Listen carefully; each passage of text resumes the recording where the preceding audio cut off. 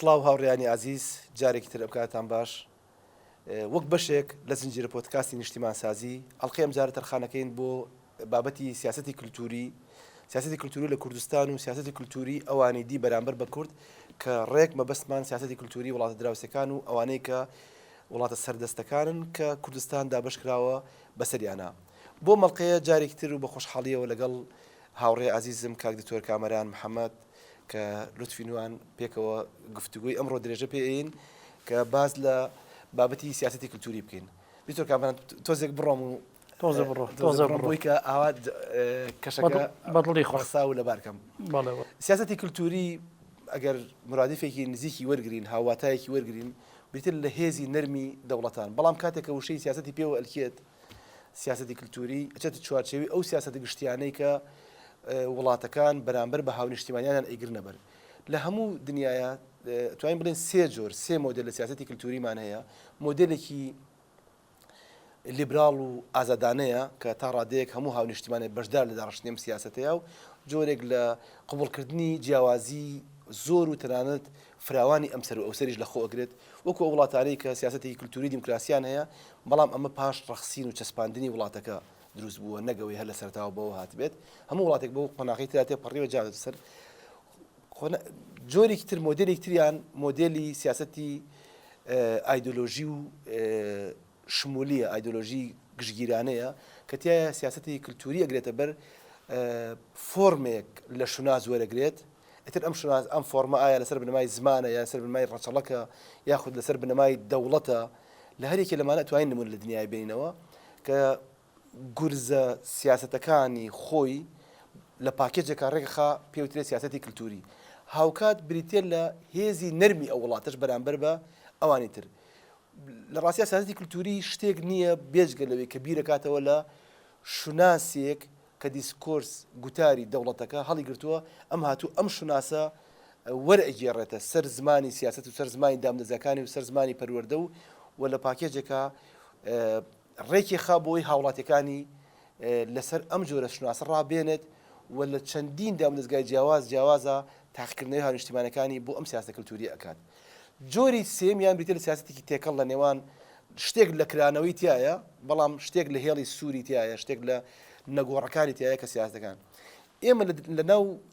لە وڵاتێکی دایکرا و نیشتیمانی دایکراوە کە هاونیشتیمانەکانمان یا هەویەی عراقی بوونیان پێدراوە یا هەویەی ئێرانی بوون یا سووری بوون یا تورکی بوونیان پێدراوە بەداخەوە سیاسەتی کللتوری ئەم وڵاتانە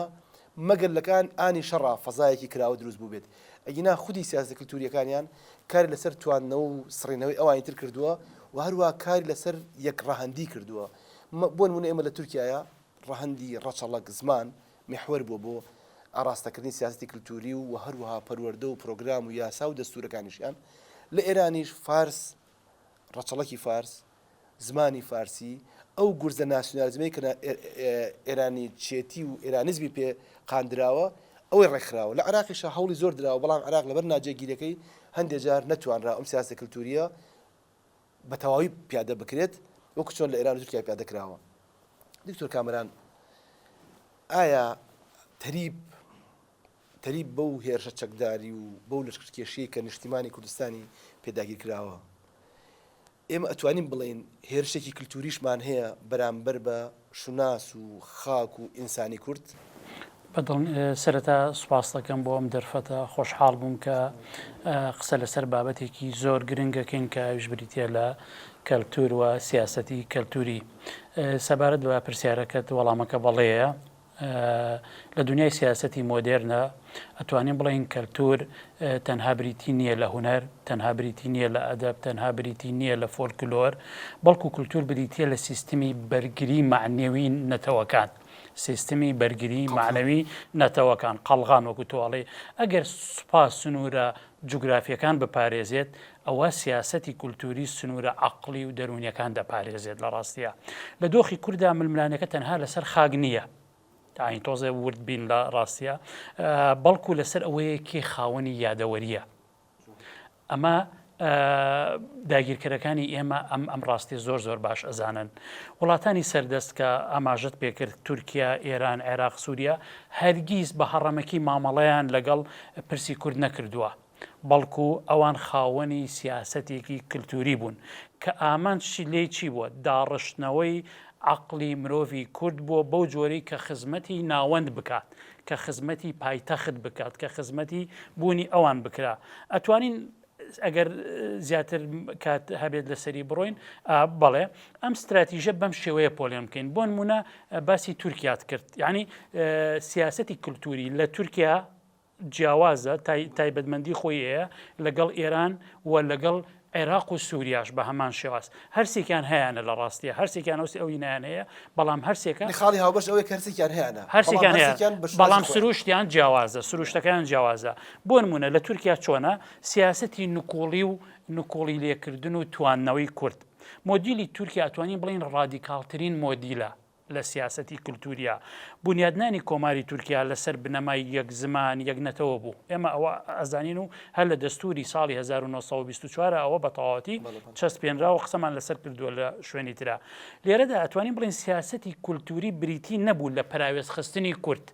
پراوێزخستن نەبوو لە ڕاستیە بەڵکو بریتی بوو لە نەهێشتنی بوونی کورد کە ئەمە بەڕاستی خاڵەکە ڕەها بەڵێ خاڵێکی تر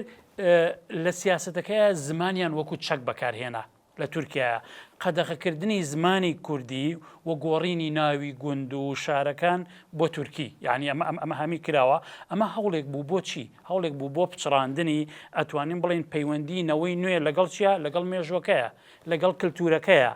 خاڵێکی ترکە زۆر بیستومانە خەڵکی ئاسایش ئەم شتەی بیستووە نەکرد پسپۆڕەکان لە ڕاستیە تیۆری تورکی شاخاوی چیایی لە ڕاستیە داهێنانی چەمکێکی وەهمی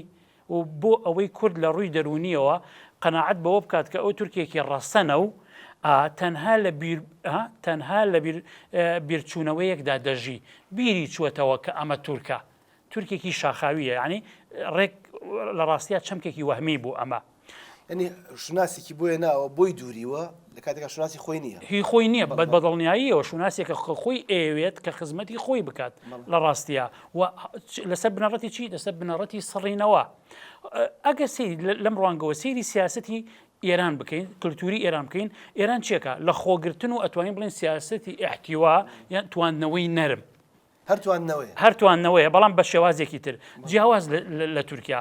ئێران بوونی کورد ڕەت ناکاتەوە وەکو بوونی هین بەڵکو هەوڵ دەدات لە ناو بۆتەی لە ناو ئەتوانم بڵم کەوانەیەکە بۆتەی شارستانەتی فارسیدا بیتوێنێتەوە بۆ نمونەتی ئەگەر بەشێک بێ لە فارس بوون ئەڵێ چی گوتاری کللتوری ئێران دەڵێ چی کوردەکان ئێرانیەکی ڕەسەنن ئەمە وەک دەمامکێ بەکاردێت بۆ ئەوەی ناسنامەی سیاسی سربەخۆی کورد ڕەت بکاتەوە یعنی ئێران خۆی دروستبوویەکی تازەیە بەدڵنیاییەوە یەک خاڵی تریش هەیە لە ئێرانە ئەگەر لە بیرمان نەچێ بەکارهێنانی مەزهەب یان بەرامبەر بەنەتەوە بەکارهێنانی شوناسی شیعەگەری بۆ دابەشکردنی کورد و لاوازکردنی هەستی نەتەوایەتی و یعنی ئەتوانین بڵین ئەمانە بەشێکە لە سیاسەتی کللتوری تاران یعنی هەم لەلایەنە بڵین لایەنە کللتوریەکەیەوە شارستانێتیەکەیەوە هەم لەلایەنە مەزهەبیەکەیەوە کاری لەسەر چی کردووە لەسەر تواننەوە کردووە بەڵام بە شێوازێکی وەکو خۆت وت نەرم ئەی جیاوازی ئەی لە عێراق و سووریایە ئەمە چۆنە یعنی ئەم سیاسەتە کللتوریە چۆن جێبەجێ کرا سیاسەتی تعریب و گۆڕینی دیموگرافیا ئەمی شارەچێت ئەو چوارچەوە بۆ نمونە لەم دوو وڵاتەدا ئەتوانین بڵین سیاسەتی کللتوری ڕەهەندێکی فیزیکی و جوگرافی وەرگرت بۆ نمونە هەمومانەوە ئەزانین بەڕێزت کە پسپۆڕیت مێژووە ئەزانیت پرۆژەی پشتێنەی عەرەبی هەیە لە سووریا بەدڵنیاییەوە ڕێک وایە بە تەواوەتی ئەمە لە سووریا تەنانەت لە عێراقیش کەرکووک سیاسەتەکە بریتی بوو لەوەی کە ناسنامەی خاک بگۆڕدرێت کاتێک ناوچەیەک لە ڕووی ئەتوانین بڵین کللتوریەوە لە ڕووی بەتایبەتی زمانەوە بە عەرەبی دەکرێت ینی تعریبکردنەوەی کە خۆمان ناومان لێداوە ئێدی ئاسانتر دەبێتە بەشێک لەچی دەوڵەتی نەتەوەیی عەرەب ینی ئەبێتە بەشێک لەوینە خاڵێکی تر جینۆسایدی کللتوری کرا لە ڕاستیە بەتایبەتی لە عێراقا ئەنفال تەنها سڕینەوەی جەستە نەبوو تەنها کوشتنی جەستە نەبوو لە ڕاستیە بەڵکو ئەتوانین بڵین تێکدانی ستراکچەر یان بنیادی گوند و شێوازی ژیانی کۆمەڵایەتی بوو یعنی بە شێوازێکی گشتی هەر چوار وڵاتەکە یعنی سیاسەتی تایبەت بەخۆیان هەبوو سیاسەتی کللتوری تایبەت بەخۆیان هەبوو بۆچی بۆ سڕینەوە بۆ تواننەوە بۆ لە خۆگرتن واتە بۆ ئەوەی کە ببێت بە بەشێک لە ئەوان ینی بە تەواوەتی لە خۆیانی بگرن و بە خۆیانی نامۆ بکەن و دوایی بیان سڕنەوە تەنانەت وەکو وەرتم هەر لەلایەنە فیزیکەکەەوە نەبوو لەلایەنە بەڵکو لەلایەنە کللتوری و تەنانەت فکری و تا دوایی دکتۆر ئەمان گیان بووە و لە سیاسی کللتوریەکەی پیادەیان کردووە لە ڕێی دەوڵەتێکی ناوەندگەرا و لە ڕێی هێزێکی سەربازی ڕێکخراوی منەظەمی خاوەن عەقیدەیەک قاندرا و بەو شناسەی کە دەوڵەتەکە لەسەر دروست کراوە خۆی کێشەکە لەمایە ینی سەربازێک پەروەردەکراوە کە وا ڕاهێنراوە کە ئەبێ بەرگری لە شوناسی تورکبوونی ناو تورکیا بکە شوناسی ئێرانی بوون بە محورەتی بە ناوکی فارسی دیفاع لە تاران بکە دیفاع لە سورونەکانی بکە تۆ ئەم سەربازەکە ئەنێری بۆ وڵاتێک ئەنێری بۆ سەرکوتکردنی تەنانەت ڕووداوێکی زۆر ئاسایش هەر بەم چاوەوە سەیری سەرکوتکردنەکە ئەەکەی و بە هەڕەشەیەکی ئەزانی چونکە باوەڕ وایە شوناسی باوەڕیان وایە ئەم سیاسەتە کللتوری ئەمان کە سیاستێکی یەکتاک ڕەهەندە باوەڕی وایە قوتبوونەوەی هەر شوناسێکی نێوچەیی یان نەتەوەی جیاواز یا زمانێکی جیاواز ڕاستەوخۆ خۆبەخۆ هەڕەشەیە لەسەر شوناسە ناوەندگەراکە کە لە ناوەندەوە پەخشەکرێ بۆ ئەوانی تر ئەم پەخشکردنە منویست بەسەر ئەم خاڵە زیاتر بڕۆم ئەم پەخشکردنە دامودەستگای لە خۆ گرتووە پێش ئەوەی بینێرن دامودەستگاکانە بۆ تەرجمەکردنیان هاتن لە ڕێی دەستور و یاسا بەرکارەکانەوە کاریان لەسەر کرد جارێ ئێمە ئەم سیاسەتی کللتوریە کەمتر لە دەورەی سەفەویە ئەبینین مەسەلەن کەمتر لە دەورەی قاجارە ئەیبینین کەمتر لە دەورەی عوسمانیە ئەیبینین بۆی کە ینی تەعمیم نەکەین بۆ تاریخێکی زۆر دوور درێژ بەڵکو لە دەوڵەت نەتەوەی نوێی تورکی و فارسی و عەرەبیە ئەم شتە بوو و ئەم کەسانەی کە پیادەکاری بانگەشەکار و عەرابی ئەم جۆرە شوناسە بوون کە لە ڕێی هێزی نەرمی و هێزی نەرم و نەرمەهێز و توندەهێزی خۆیانەوە بیوەشێن و بڵاوی بکەنەوە بەشێک لەمانە پەروەردەکراوی ناو دنیایەکی پڕگیری ئەوروپی بوون هاتبوونەوە لە زەمینەیە کە ئەیان جێبەجێکەن کە ئەم زەمینەیە یعنی هیچ شتێکیان خاڵی هاوبەشی زۆر بە دەگمەن و کەم هەبوون هەروەها لەگەڵ میلەتێکی شاتێکەوتن کە خاڵی هێزی بریتە لە گوتاری مانەوە کە بریتە لە ناتەوەی کورد من ئەم قسەیەکە ئەەکەم هیچ ئیدعایکی گەورە نییە دکتۆر کامەران بڵێم ینی بڵێم پێ هەڵدانە بۆ ئەو شناسی کە خۆمەڵم گرت و کەم کوردم بەڵکو بە پێدراوی مێژووی بە فاکتی مێژوو بە عەقڵانی بیرکردنەوە لە مێژوو توان بیسەلمێنم کە کورد گوتاری مانەوەی هەم لە فارس هەم لە عەرەب هەم لە تورکیش بەهێزترە بۆیە تۆ یەیت گوتارێک یێنی خەریکی سڕینەوەی ئەوی تری ئەبێ لەگەڵ نەتەوەیەکە ئەمە بکەیت کە لەبار بێ بۆ سڕینەوە بەڵام کوردەکان لەبار نین بۆ سڕینەوە درێژایی مێژوو یعنی بە درێژای ئەو ڕابردووی کە تیان پەڕاندووە کورد زۆر گوتاری مانەوە و بەرەنگاری زۆر بەهێز بووە بەڵام گوتاری بنیادنان و باشترمانەوە و خۆبەڕێوەبردننی لاواز بووە من ئەم ڕخنەی هەڵەگرم بۆ بەشی دومی بەرنامەکە بەشی یەکەمی کورد بۆچی مایەوە با سێری جوگرافیای ئێرانکەین دکتۆر کامەران ئەگەر سێری لەشکری مسلمانان بکەین کە لە قۆناغی فتوحاتە بەرەو ناوچەکانی ئێران و بەرەناوچەکانی میسر ڕۆشتن وانە بە باڵی شەرقی و باڵی غەربیا ڕۆشتن پرۆسەی بە عەرەبکردن لەکوێ وەستاوە خۆ عێراق هەمووی عەرەب نەبوو پرۆسەی بە عەرەبکردن لە ناوچە کوردستانەکان وەسێنراوە لە ئێرانە پرۆسەی بە عەرەبکردن لە منتیقەی لوڕستانە وەستێنراوە کە کوردستانی لوڕەکانەکە یعنی لە هەردوو شوێنەکە ئێمە بووین بە قەڵغان ئەگەر ئێمە نەبوونیان من گومانەکەم مەگەر ئەفغانەکان ڕایان بگرتنایە ئەگینا فارسەکان تەسلیمە بوون ئەگینا فارس هەموو بانگەشەی ئەوەی ئەڵێ من ڕۆژانێک بەغدان بەڕێوە بردووە باشە بۆ ئەم میراتە فارسی و ئێرانیە لەناو بەغدادا نابینین ئێستا لە دوای ئیسلامەوە لە دوای هەژدەی کۆچیەوە 16 هەژدەی کۆچیەوە ئەمە دیار نەما کەواتە نەتەوەیەکەیە کە هێزی مانەوەی زۆر بەهێزە باشە با پێچەوانێکی نەبچین بۆ ڕۆژ ئاوای جیهانی مسلمانان جیهانی ئیسلامی میسر قبتی بوون جەزائیر مازیغ هەموو ئەوانی تر هەمووی تەسلیمی شوناسی ئیسلامی پاشتر عەرەبیشی بۆ بڵاس کرا بۆ ئیزافە کرا بەڵام لە کوردستانە نەتوانرا ئەمە بسنێ بۆی ئەمە من ئەم بەشەیە کە تایە ئینسانی کورد حەقە بەم گوتارەیە بنازێ بەڵام هەمان کات ئەبێ ڕەخرە لەم گوتارە بگرێت بۆچی ئەم گوتارێکی ئایندەبین نەکردووە بۆ بیری لە سنوورەتی بۆتی ناپەڕێن مانەوە بەستە ئەوەی مەسعود محەممەد ناوینەوە چەسپاندن ئەمجا نەخشاندن بۆچی تۆ هەمیشە لە هەڕەشەکانە بەهێزی خۆت هێڵیتەوە بەڵام لە بنیادنانە سار دەبیتەوە جا ئەمە بیێنمەوە بۆ سەدەی بیستەم لە سەدەی بیستەمە ئێمە لەگەڵ تورکا بەراورد دەبکەین تورک داگیر کرا لەلایەن 6 لانیکەم 6 هێزەوە نێودەوڵەتی و ناوچەیی داگیر کرا تورکیا لە 2010 تورکیا سیڤەری بەسەرا هات سیڤەر مەرگەساتە بۆ تورک بەڵام خەبەری هەواڵی خۆشە بۆ کورد لەسەر هەواڵی خۆش خەوت تورک لەسەر هەواڵە ناخۆشەکە بزنەوەی ڕزگاری خوازی دروست کرد و لۆزانی بەسەراهێنا بۆ ئەوی تاڵێکی بیرچێتەوە کورد بەسەر سیڤەرا خەوت و لۆزانی بەسەر خۆیان هێنا کە مەینەت و میحنەتە بەسەراباری جا من ویستم ئەمە بڵێم ئەم ئێران و تورکیای کە هەیە بەرهەمی ئەم 100 ساڵە ئێران لە 1950 بیر ئەکاتەوە لە مەشروتەیە بیر ئەکاتەوە شوناسێکی یەک پارچە ئەوش لای نخبە شوناسێکی یەک پارچە ڕنگ باتەوە کە ئێران بەڕێوەبەرێ شوناسێک سەربازەکان بکا بە یەک شوناسێک هەویەی ئێرانی بۆ ئینسانی ئێرانی دروست کات بەسەر چەند پارچەکانیەوە کە هەروانە بۆ کاتە تەن لە هەمەدانە خەڵگەی یەکتوێتی مستەشێق لای پرسیەوە ئەوە بۆ ئەوە ناکەوتی ئێمەوە ناکەن ئێرانەکان ئەوەکەن یعنی هەمەدانیەک خۆی بە ئێرانی نەزانیوە هەمەدانیەک لە تورکیایە ئەویش بە هەمان شێوە لە مەشروتەی تورکیا دەست پێکات و دوایی لە کوتای حوتەرەقیە نەوعێ لە هەڵکشان بەخۆی بینێ و لە داگیرکردنی تورکیایە پێویستبوونی تورکچێتی ڕەوایەتی پێیاکە لە ئێرانیش پەرتەوازەی دەوڵەتەکە فارسبوون وەکو زمان وەکو تۆوێک بۆیە خستنی فارسەکان ئەیان خاتە یەک لەم دوو حاڵەتەیە لەم دوو نەیە بۆ ئەوەی لەگەڵ ئەوانی ترا مامەڵەکەی ئەبێ ئەوانی تر بسڕیتەوە بەچی ئەمایان ڕێخست بە سیاسەتی کلتوری ئەمایان ڕێخست من لێرە ئەوە سم ئێمە بەلای تۆزی زۆر ڕۆشت دەست خۆش بێت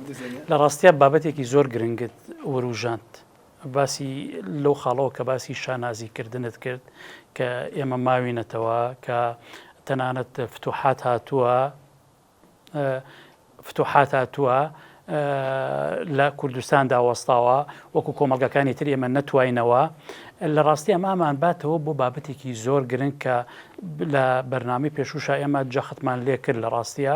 جەختمان لەسەر کردەوە پێویستە ئێمە لە زەمەنی مێژووی تێبگەین بۆ تێگەیشتن لەم بابەتانە زۆر گرنگە کاتێک کە تۆ توێژینەوەکەی بزانیت چ زەمنێک بەکارێنیت لە چ دیاردەیەک قساکەیت و زەمەنی ئەو دیاردەیە یان ئەو واقعی کە تۆ قسەی لەسەر دەکەیت زەمنەکەی چ زەمنێکە کورتخایەنە ماوە کورتە ماوە مامناوەندە ماوە درێژە لە ڕاستیە ئێمە باسی مێژوویەکی دوور و درێژەکەین باسی مانەوەکەین باسی گوتاری مانەوەکەین باسی ئەمە لە ڕاستی ئەمانگەڕێنێتەوە بۆ کۆمەڵێ بابەت لەسەر کورد و یانە بێ بچینەوە سەر کۆمەڵی بابەتی تر کە لە ڕاستیە لە ئێستا بواری ئەوە نییە ئێمە باز لەوە بکەین کە هەزارەها ساڵە ئێمە ڕوبەڕووی داگیرکاری و پرۆسی داگیرکاری ئیمپراتۆریەتەکان و زلێزەکان و ناوچەکان بووینەتەوە ئێمە توانیومانەوە وەکوڵێ لەگەڵ ئەو ژینگەیە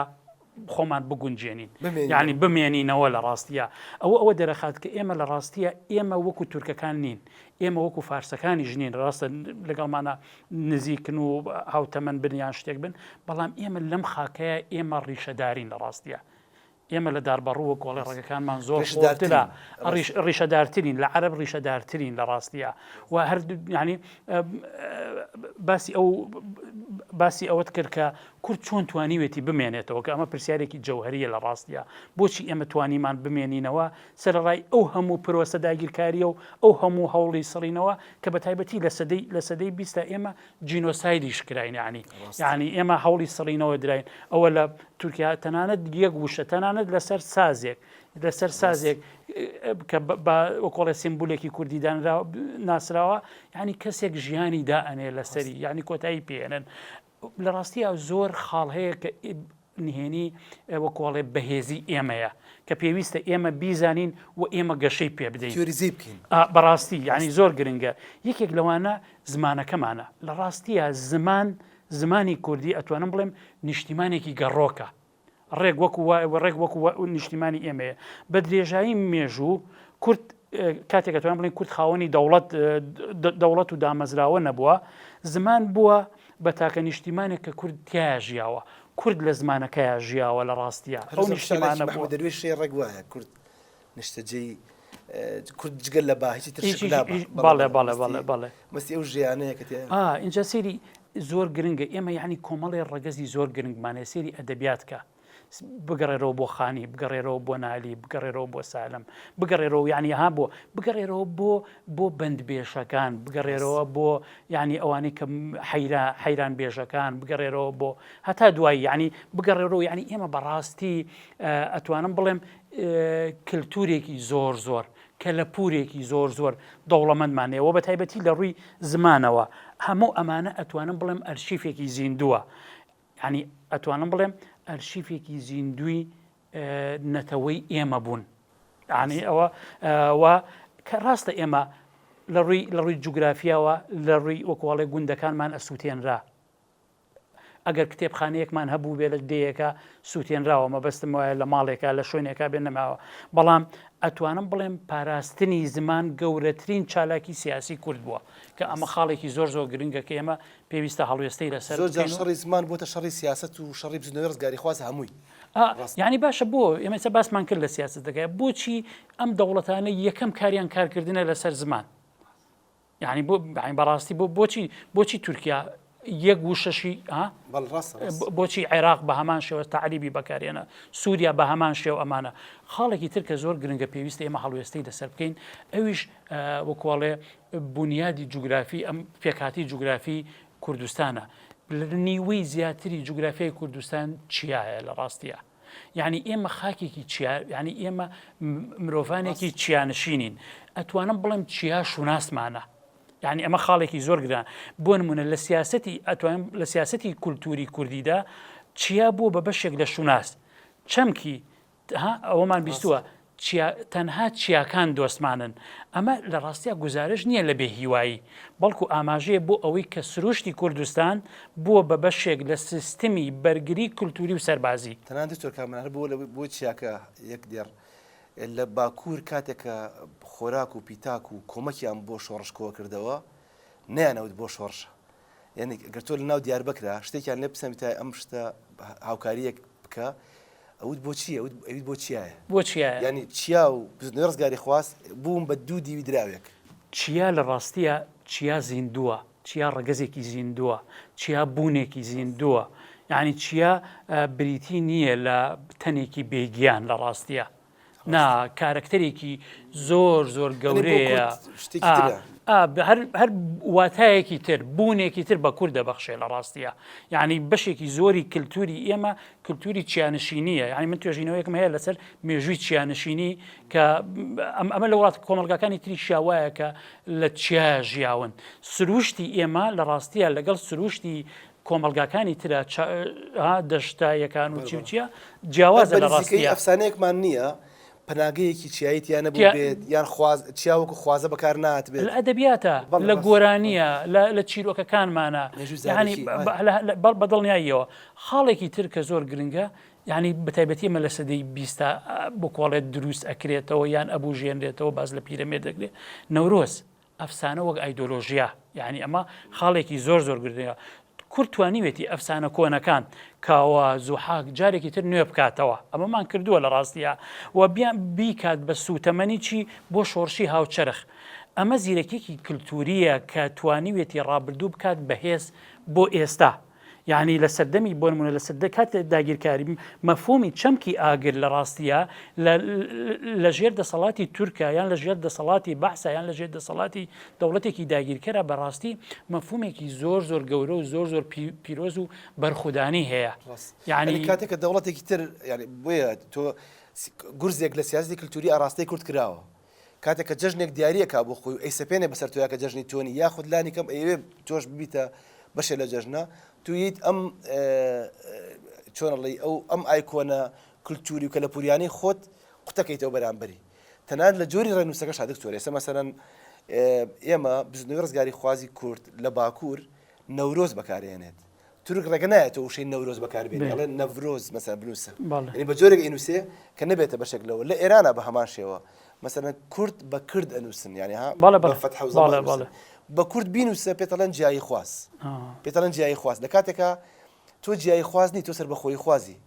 وشەی جیایی خواست دیسانە هەر کەلمەیەکی سیاسی ئەمە لە بواری پۆستکۆڵۆنیال ئەبێ لێ ڕزگار بین جیای خواست پێگاتەیەک یەک پارچەیە تۆ تەوێ جیابیتەوە بەڵام سەر بەخۆی خواست لە بنجا تۆ سەربەخۆ بوویت بە زۆر لکێنراوی من ئەمەوێ ئێستا ئەم سەربەخۆی بەدەست بهێنمەوە ئەبێ ئاگامان لەو چەمکانە یەک خاڵێتی زۆر گرنگە کە هەر ئێستا تۆ من لەوەیە ئێستا تێبینێم بۆ لا دروست بوو ئەو لە سەرەتای باسمان کرد کە لە ڕاستیە ئەوان سیاسەتێکی دیاریکراوی بەرنامە بۆ داڕێژراوی تۆکمان هەیە بەرامبەر بەم پرسە تۆ باس لە یەک وشەکەیت لە یەک وشە ئەگەر واوەکەی لەگەڵا بێت تۆ بە جوداخواز دەزانێت کەواتە عەقڵێکی وریە بە ئاگا هەیە مامەڵە لەگەڵم پرۆسەیە ئاکات لە ڕاستیە ئەمە پرۆسەیەکە لەوێ ئامادەی هەیە کەواتە بە شێوەیەکی گشتیە توانین بڵێن یعنی لەسەر ئەم بابەتە ئێمە کە ماوینەتەوە لە ڕاستیە کۆمەڵە ڕەگەزی زۆر گرنگمان هەیە کە لە وجودمانە هەیە کە شتێکی کورتخایەن نییە کە شتێکی تێپەڕ نییە زمانە زمان لەگەڵ بوونی خۆمانایە چیایە لەگەڵ بوونی خۆمانایە ئەفسانەیە دابوو نەریتە کۆمەڵایەتیەکانمانە من لە تازەترین بابەت وتارێکم نووسی بوو لەسەر پایتەخت ئەوان پایتەختیان هەیە لە ڕاستیە ئەوان پایتەختیان هەیە ئێمەش پایتەختی خۆمانمان هەیە ئەتوانم بەواتایەکی تر بڵێم پایتەختی ئێمە لە ڕاستیە لەوێ بوتومە پایتەختی ئێمە گۆرانیەکانمانە هۆنراوەکانمانە پایتەختی ئێمە زمانمانە پایتەختی ئێمە شێوەزارەکانمانە پایتەختی ئێمە هۆنراوەکانمانە پایتەختی ئێمە ئەو کە لە پور و کللتورە دوور و درێژەیە کە بەڕاستی بە بەردەوامی وەکوڵێ زۆر بە بەهێزی و ڕوبەڕووی ئەو دەسەڵاتە وەستاوەتەوە کە هەمیشە هەوڵی سڕینەوە و توانەوەی توی داوە دکتۆر بمانایەکی تر سیاسەتی کللتوریەکەی ئەوان ویستوێتی تۆ لە نیشتیمانی خۆت بێبەریکە توانیوێتی لە ڕاستیە لە ڕووی سەربازی لە ڕووی میدیایەکی بەهێزی ناوەندگەرای هەیە ئایکۆنە سیاسەکانی هەمویان بانگەشە بۆ ئەم گوتارە ئەکەن ئەگەر توانی بێتیشی نیشتیمانەکەی تۆ وەکو هەویەکی سەپێنرا و لە تۆ پسەنێت خۆی ئیدارێ بکە ئێمە ئەدەب و زمان و نەریت و کللتوری خۆمان کردو بە نیشتیمانی خۆمان یعنی هەموو ئەو کەسانی کە خەریب بوون کورد بوون لە منفا و لە دیاسپۆراشە تەنانەت یاخود گوازراونەتەوە لە هۆرەیەکە تەجەلای کوردبوونی خۆی کردووە لە داستانێکا کردوێتیەوە لە ینی ئەو کاتێک ئەفسانەی چیای ئاگریە خوێنیتەوە تۆ ئەمە بۆ دەرەکەوێت لە قەڵای دمدما بۆ دەرەکەوێت لەت سەردەمە تازەکەشە هەموو ئەم کوردبوونە لە جلوبەرێکی نەورۆزە خۆی تەجەلا ئەکاتەوە بەڵام من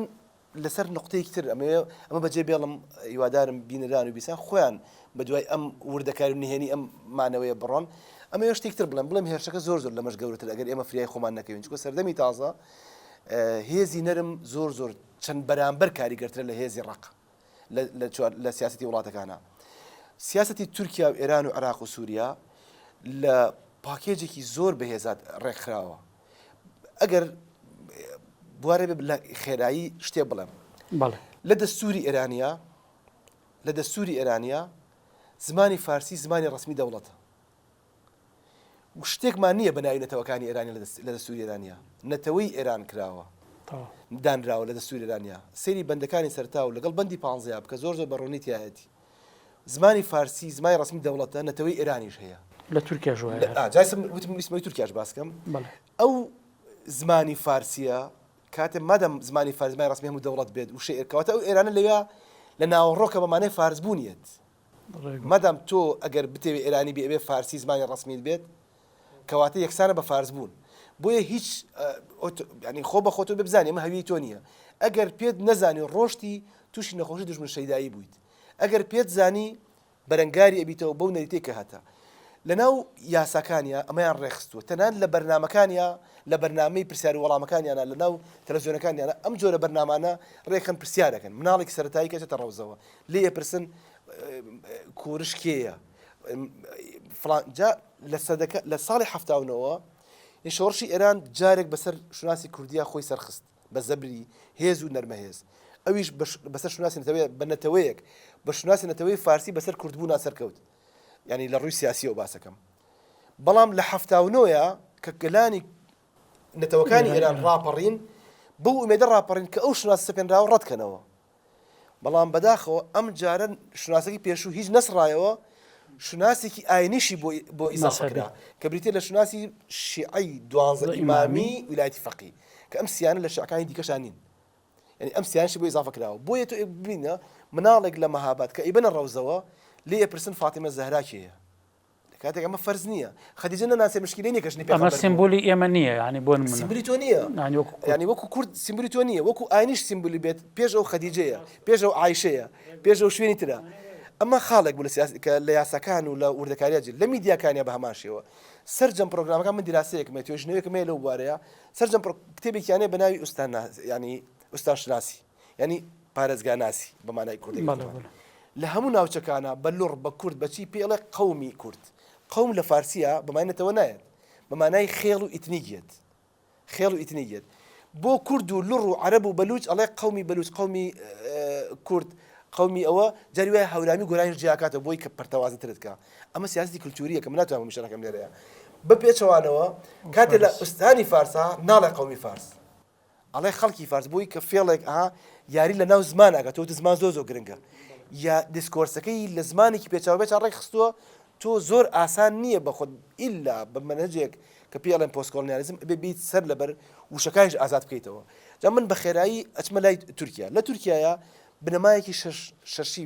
بنەمای ئەتاتورکی شەشیمان هەیە شەش بنەماکەی ئەتاتورکمان هەیە ئەویش بە هەماشە لەسەر دەوڵەتێکی شاکە ناوی تورکیایە سێکە وشەکەی لەسەر تورکچێتیشە کە هاوڵاتی تورکی یەکسانە بە تورکبوون یەکسانە بە هاوڵاتی بوون و بۆ ئەزەل دەوڵەتی تورکیا بەمانەوە لە قەڵەمیاوەڵێ بۆ ئەزەل تورکیا لە ئەبەد و ئەزەلا هەبوو ئەمێنێتەوە ئەو مادەکەیەتی یەک تا پێنجی مادەکانی ئەویش سێر کە زۆر بەڕوونی ئەمەیتیایە تەنانەت وجودی کورد وەکو خۆی وەکو هەبوویەکی سربەخۆ دیسانەوە هەر کێشەیە بۆ سیاسەتی کللتوری تورکیا ئەویش بە هەماشە لە پەروەردەیە لە پرۆگرامیا ئێران هات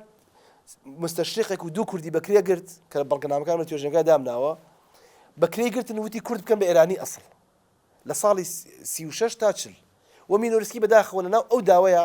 ئەم ئیشەی کرد و وە کوردی بە ئێرانی تر لە ئێرانی ناساند بەڵام خۆی بنچینەکەی محەممەد علی فەرۆخی داینا کە چەند جار سەرۆکوەزیرانی ئێران بووە و خۆی ئەڵێ من ڕزاشام کرد بە پاشا و منیش لام برد محەممەد علی فەرۆخی خوێنەوار و ینی بیرمەندێکی گەوری ئێرانی بوو بەڵام سیاسەتوانێکی گەورەش بوو لە ساڵی 26 ئەچێکە لە تورکیا بێ 25 بە 26 لەو کاتا شۆڕشێک سعید سەرکوت کراوە و لە ناو برا وەکو تۆ ئاماژە پێکرد لە ئەڵقەیەکی ترا شۆڕشێک بوو تەجەلای کوردبوونی تیا بوو لەوێ دەرک بەم مەترسی ئەکا سەری ئایندەبینی محەممەد علی فەرۆخی نامەیەک بۆ ڕەزاشا ئەنێرێتەوە ئەڵێ ڕۆژێک سربەخۆی خوازی کوردەکان ئەگاتە ئێرانیش بەڵام ئالا حەسرت مەبەستی ڕەزاشایە خاوەن شکۆ تکایە با بەرنمەیەک داڕێژین کوردەکان بکەین بە ئێرانی لانیکەم با ئەخیر شوێن بکە لە ئێمە هەڵگەڕێنەوە یعنی دەرسی لە تورکیا وەرگرت بۆ سەرکردنی ئێران و لە خۆگرتنی ئێرانی پرۆسی ئاریکردن من باز ناکەم و ئێوە تۆ کامران تۆ شارزاتری لەوە لە عراقیشە لە ساتڵ حوسەری توانەوەی زۆر زیاتر لەمە کرد و باسی ئەوە شکل لە سووریایە کوردیان قەتیس کرد ئێستا تەنها باپیرەکانمان هەوی کارتی نیشتیمانیان هەیە بەهۆی ئەو پشتوێنەوە کە بە دەوریا کێشراوە لە کوردبوون دەستی پێکرد تۆ من ناتوانین مڵکی باپیری وەرگریت چونکە شناسی سووری و نییە ئەمە ئەو سیاسەتانەیە کە ئێمە تەنها بەلایە ڕۆشتی ئایا کاک پرسیارێکی تر کاتەبان پرسیاری ئەگەرین بێ نەوەڵ حەزم شەرح بکەیت ئەگەر شتێک ما بێ فەرموبار پرسیار ناکەم من پرسیارە لێ بکەم بە پرسیاری کۆتایی باش لازم کۆتاییان کۆتایی پێ نابن تۆ بسی دەقەمان تێپەڕاندرێتەوە زۆر باشە کەواتە ئێستا جی خۆیەتی کە ئێمە بپرسین ئێمە هەموو ئەو ڕێگەزانەمان هەیە بەڕاستی ئێمە هەموو بەهێزکەرەکان یان مقاوماتێکی بوونمان هەیە لە ڕاستیەوە بەو شێوازە بەڵام ئایا سیاسەتی کولتوری ئێمە لە چه ئاستێکایە ئایا سیاسەتێکی بەهێزمان هەیە کە لە ئاستی ئەو سیاسەتی وکۆڵێت دەوڵەتانایە بێت یان ئێمە بەڕاستی لاوازین بەدڵنیایەوە سەرڕای ئەتوانم بڵێم سەرڕای بەرەنگاریەکان دەبێتدان بەوەدا بنین لە ئێستادا بەتایبەت لە باشووری کوردستان لە هەرێمی کوردستانە کورد خاوەنی سیاسەتێکی کولتوری استراتیژی نییە بەڕاستی لەبری ئەوەی کولتور بکرێتە چەتری کۆکەرەوەی نەتەوە کراوەتە ئامرازی پروپاگەندەی حیزبی ئەمە ژوای کردووە شوناسی نیشتیمانی بەرامبەر شوناسی بڵێن ناوچەگەری لاواز بێت واتە ئەوەندەی گرنگی بە بەشوناسی ناوچەگەری ئەدرێت ئەوەندەش گرنگی وەکار لەسەر کەلتور ناکرێت بەداخەوە. خاڵێکی تر گەنجی کورد ئیمڕۆ ئەگەر سێری بکەین بەهۆی ئەو سیاسەتە هاڵە کەلتوری کە لە هەرێمی کوردستانە هەیە، گەنجی کورد ئێستا لەژێر چیە؟ لەژێر هەژمۆنی کولتوری تورکی بۆ نمونە دراماکان و ڕۆژاوایی تەکنۆلۆژیادایە. بێ ئەوەی فلتەرێکی نیشتیمانی هەبێت ئەتوانم بڵێم هەبێت ئێمە کە بەڕاستی ئێمە بپارێزێت.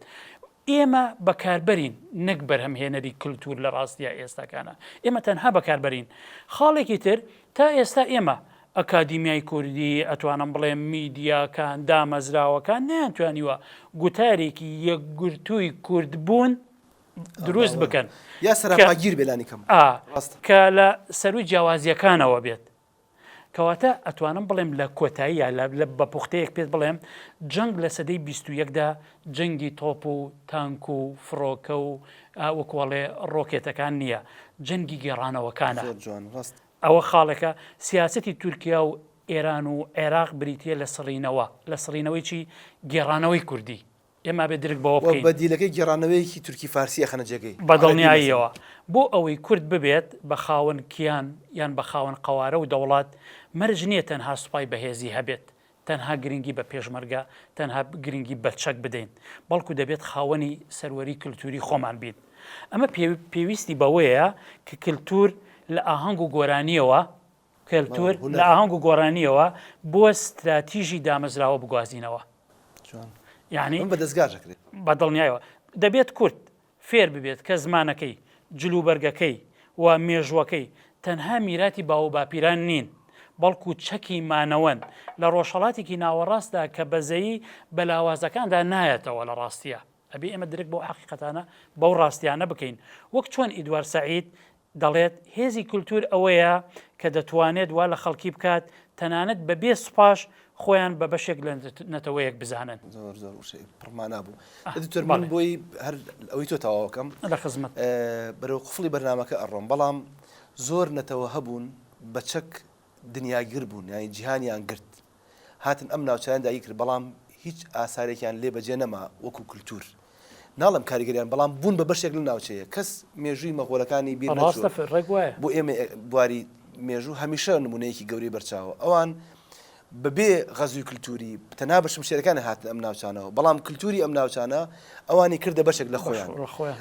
هەر ئەمان بوون ڕۆشتن بەرەو چین، بڕۆیان بە ئاینە چینەکان هێنا، هەر ئەمان بوون ڕۆشتن بەرە ئەوروپا، مەبەستم مەغۆلەکان بوو، باوەڕیان لەبەرەوەی کە ئەو قەڵخانە کللتوریان نەپاراست بوو، نەبوو یا نەبوو، بەرەو ئێرە هاتن ئەو بەشەی ئێرە، ئەو بەشێک لە ئێرانمانەوە بوون بە شیعە، ئەو بەشەکە بەرەو ئێرە هاتن بوون بە سوننە. بۆیە من ئەمە لێرە بچم بۆ شوێنێکی تر کە ئێمە زۆر لە بەردەم مەترسیێکی گەورەیان. ئەمەی کە باسمان کرد کورد خۆی پاراستووە و خۆی ئێشتەوە، ئەمە ئەرکی هاوڵاتی و ئینسانی کورد بووە. بەڕاستی درێغی نەکردو لەم خۆپارێزیە. ناڵم هەموو کورد، بەڵام لانی کەم ئەو بنەتەوەی کە هەمان بووە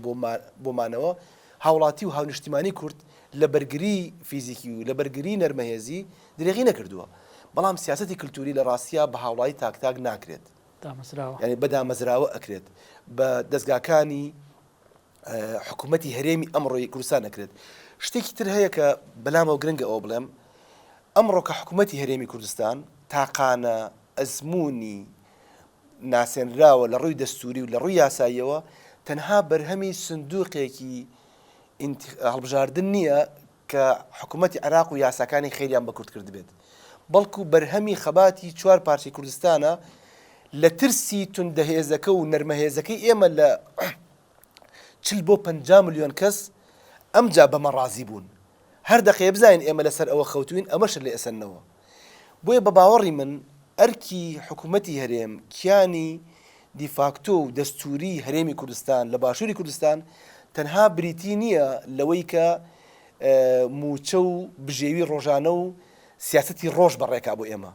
بەڵکو بەشێکە لە کۆی پرۆسەی بزوتنەوەی ڕزگاری خوازی کوردی کە لە دوو شاباڵ پێگاتەوە، باڵێکیان نەرمەهێز بووە، باڵێکیان توندەهێز بووە. لە توندەهێزەکەیان من ئەتوان بڵێم باشووری کوردستان تا ڕادەیەک لەوان لە پێشتر بووە و دەستکەوتی باشتریە بووە لە پاراستنی زمانە بەشێک بوو لە خەباتی سیاسیمان لە خاکە لانێکم بالقووە ئەگەرچی بالفعل نەماتوانین کەرکوو وەرگرینەوە یا ناوچەکانی تریجە ئەوەی کە دابڕێنراون بەڵام لانێکم لە گوتارمانە ماوە بەڵام لە ڕاستیە ئەو کارێک کە نەکراوە بریتێ لە ڕێخستن و تیۆریزەکردنی هێزی نەرمی کوردستان بۆیە گرنگە وەکو بەشێک لە بزنەوەی ڕزگاری خوا سەیری حکوومەتی هەرێمی کوردستان بکەین و حکوومەتی هەرێمی کوردستان وەکو میراتگری سەرجەم چوار پارچەکە سەیری سیاسەتی کللتوری و کللتور و میراتی کللتوری خۆی بکە